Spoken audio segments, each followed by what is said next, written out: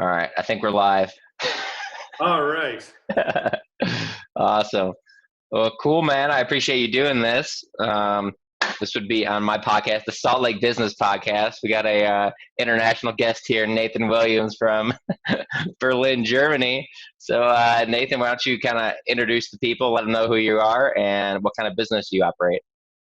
Well, thanks, Daryl. Thanks for having me on the show. It's neat to be here in the Salt Lake Business Podcast. So I'm Nathan Williams, founder, CEO of Minespider. And we are doing supply chain traceability. So what this is we use blockchain technology to track where raw materials and products come from and what data we can get on the conditions under which they were produced. So the idea is that everyone should have the right to know what they're buying. Whether you're a consumer and you want to know what has gone into your smartphone, or whether you're a business and you're buying batteries to make a smartphone and you want to know where did the metal come from. Was it produced by responsible mines, or was there forced labor? Was there child labor? Were there environmental damage? And how can my suppliers and their suppliers prove to me that what I'm buying is what I want to pay for, which is responsible material? And so that's what we're doing. And the way we've done it is we've created a blockchain system that creates digital passports for materials. You think of a digital passport, it's essentially a data structure that gets stamped by everyone who holds it. And so if you're a mine, you can upload data that, such as your ISO certifications, your government licenses, things that you've done to prove that you're responsible, into this passport that's good for, say, 10 tons of cobalt or 20 tons of tin. And then when you sell that to your customer, who might process it in some way, they can upload their data saying, okay, well, we've had these certifications, we've gone through these sort of checks, we have these policies about how we treat our employees. We upload all of that into the passport and then send it on to our customers and so on, so that by the time an end user receives it, they've got this very clear picture of where the material came from and all of the work that has gone into making sure that it was done in a responsible way. Gotcha. Cool. So what's kind of like your client base? How many customers do you have? And it's global distribution, I would assume? Yeah, so we've got two big projects going on right now. So there's one that we're doing with Volkswagen. We're working with their lead battery supply chain. We've onboarded about 2/3 of their lead battery supply chain, and they're tracking where the lead has come from and has it been handled responsibly and safely. And then we've got another project tracking tin out of South America with one of the world's largest tin mines called Minespider. And we've got a few downstream companies that we're connecting to. So Volkswagen is one of them, Google's another. And then there's companies that are in the middle of the supply chain as well that we've onboarded. Mm-hmm. So with those two, those are the two biggest pilot projects. We're a team of 12 people working mostly in Berlin. Although we're a bit remote, especially with the current coronavirus, everyone has been working remotely for the past month. And but yeah, it's really on an accelerating scale. I mean, this is an emerging technology, so right now everyone is kind of interested in it, trying it out, seeing what can be done, what they can track, what they can know about their supply chain that they didn't know before. Right. Cool. I know we talked a little bit before we started this, but if you give everybody a kind of a glimpse into how the coronavirus has affected you guys in Germany, and then also affected you as your company as well.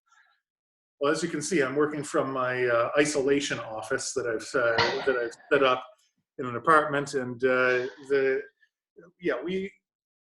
we have in Germany we've been affected by it. I don't think that it's been as divisive as it's been in the States. I think in the States it tends to be very political. You're either isolating from everybody, or you sort of think it might be a bit of a hoax. Whereas in Germany, I don't think there's that political divide. I think at the beginning, people weren't sure how serious it would be, and people would still go out into the parks and sort of treat this remote working as sort of a summer holiday. And then in the past couple of weeks, when we saw the deaths escalating in Italy and the number of cases on the rise, it became a little clearer that this was more serious. And the government said, basically, we don't want to have to lock down the population to protect people because it's a free society, but we really would like everyone to self-isolate. People started taking it seriously at that point. So now, if you go for a walk, like I'll sometimes in the mornings take my daughter out for a walk, and everyone stays 2 meters away from each other, and you see the people still will go outside, but it's not like it was before of people just going out for a big coronavirus party or something like that. Sure. What's been the biggest difference in your business, like pre-coronavirus to where we are today? It's interesting because we have sort of a duality. On the one hand, I've seen a lot of people in the upper management and investors get very, very nervous about where the economy is going. And there's an expectation that this will be long-term, that this will be disruptive, that it will be a very difficult time for everyone in the economy. I've seen people in investment firms wonder if they should diversify their assets out of their own investment firm. Like there was some real nervousness there, especially about how governments would end up handling this. And I mean, especially when the stock market started dropping. But then on the other hand, at least in the short term, I've seen an increase of work. And I attribute that mostly to the fact that my customers are no longer traveling. They're no longer having in-person meetings. And so they end up having much more time to get back to me much more quickly. And so I end up having to scramble in order to keep up with all of the additional requests. Mm-hmm. So it's an interesting duality that you end up seeing how this has affected us. Yeah, so I know people have shifted to remote work. Zoom meetings are popular.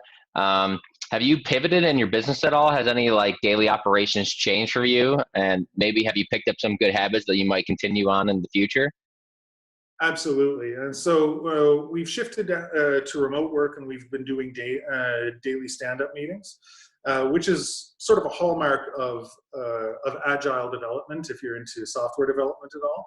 But we haven't done it for like management team or for project teams or like company-wide before this. So now it's much better to sort of have the 5-minute or the 10-minute meeting where everyone sort of says, okay, here's the updates, and so we all keep abreast of each other, because we were, to be honest, getting a little bit siloed before this happened, and we would end up having these much longer meetings much less often.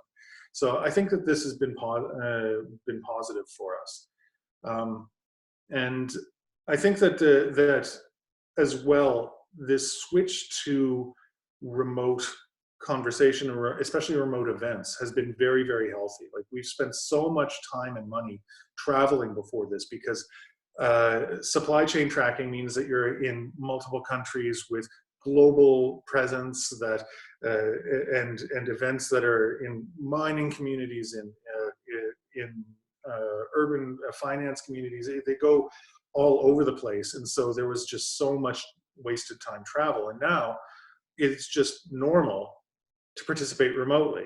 And it's true, you don't get the exact same experience as being in person and meeting someone in person, but I think that there's a lot that you do get out of it that's in many ways enough. And so I would be happy if this continued, this sort of culture of remote participation. Yeah, absolutely. I found the same thing in my teams too. I feel like we've talked probably 2 to 3 times more. We used to work in the same office, but it would I would come and go. I would be in the house, office, go on appointments, but now I obviously can't go on appointments because our clientele is kind of like the 50 and older crowd, so they're like the more at risk for coronavirus. So they don't like people in their house anymore, and obviously I want to be respectful of them as well. So yeah, I would say communication has probably doubled, and yeah, I think we're going to keep Zoom meetings going, and this is probably a blessing in disguise, at least for my business.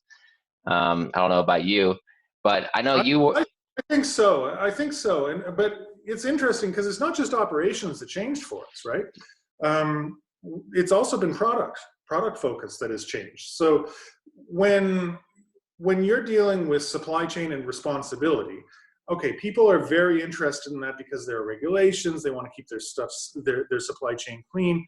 But when a crisis like this hits, people become much more interested in how can I fix this now? And so we started asking ourselves, well, how can we use the same technology to solve the problems people have immediately? And so, and one of the obvious things is that there's shortages of critical components, of masks. Maybe if all of your supply is coming from one region or one country, that could put you at risk. And so we started thinking about how we could tailor exactly the same software solution that we're doing, but collect slightly different data to help people with these supply chain risks that are caused by force majeure, like coronavirus or anything else in the future. And so the communication to customers has definitely shifted because of this, because of where everyone's attention is. Right. So it sounds like your business hasn't been like negatively impacted by this as some others like restaurant industry. You work with a bunch of other industries too. What out of all the industries that you help and provide, what industries have you noticed taking the biggest hit and how are they kind of coping with that?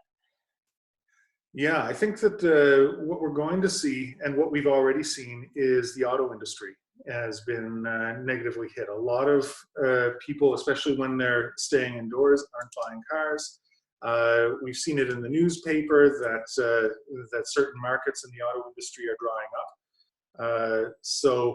up. Hopefully that this won't be a long-term thing, but we have seen nervousness from some people in the auto industry.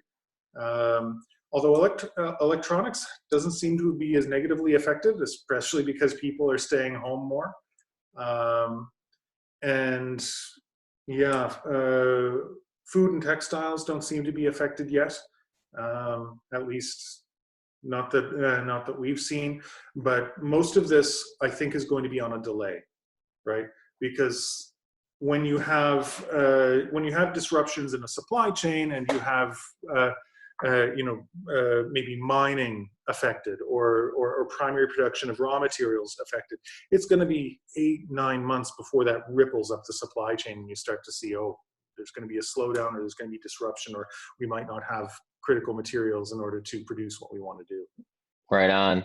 So, as we're wrapping this up, what are you doing in your company to plan and forecast the next 3, 6, and 12 months? Like, what does that look like for you based on scenario A being this all blows over in the next 2 or 3 months, or scenario B being like this could be going on for a full year, maybe even more. Scenario A, we're looking at more. We're looking at applying for more government tenders and more projects that are from international organizations, that sort of thing. Because my thought is that companies may or may not be in a position to start new projects is really not clear right now.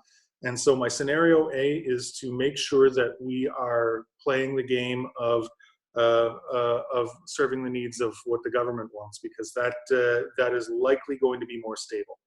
And then scenario B is that if everything is going much better or well, then to look at what sort of risk mitigation the companies are going to need in the short, medium, and long term, and make sure to have products ready for that. So you got to play both sides, of course, but I do think that it's important for every company to take stock of what are the organizations and entities that are most likely going to have free capital in the next bit and have really pressing needs and serve that. Mm-hmm. Awesome. So, wrapping it up, what's your hot take on Corona? How long do you think we got left in this, and when do you think we're going to be back to normal? Um, Anything I say is going to be speculation, but based on what I've been reading, I think that we're going to have some level of easing of restrictions within the next few months, hopefully, but likely back to normal will be a year or more, if ever. And it could be that this permanently changes how we do business, and maybe that's a good thing. It could be that that just for our own health's sake, people end up being more cautious for a year or more, at least until a vaccine becomes ready. Yeah. And so that's, but I mean, this is just from what I read in the news. So take it with a Yeah. grain of I know we're just getting daily briefings from our government and other scientists too, so we're probably in the same boat. But salt. well, yeah, glad to hear that things are going well on your side. It sounds like you have a lot of game plans, contingency plans for how things unfold in the next 3 to 6 months. So I appreciate you doing the show with me as we're halfway around the world almost. So Well, it's thank good you. to. It's interesting connecting with the Salt Lake business community, and I hope you guys stay safe out there, and that the situation doesn't hit you guys too hard. Yeah, I think everyone here in our state's being pretty cautious. We've been kind of a little bit ahead of the curve than other states have, and people seem to be respecting the 6 foot distance away, social distancing. Um, the people on the East Coast and Florida, the spring breakers, as we call them, the college kids, haven't really been following directives too much. So they did a lot of cell phone tracking and found that nobody was really following that. So but I think that that's blown over, and hopefully we got another 30 days of lockdown. President just moved it to end of April, so we'll see how the numbers progress, and hopefully we can start moving on the way up. Well, stay safe out there. Yeah, you too. All right, thank you. Thanks for having me on the show, Daryl. Yeah, no worries.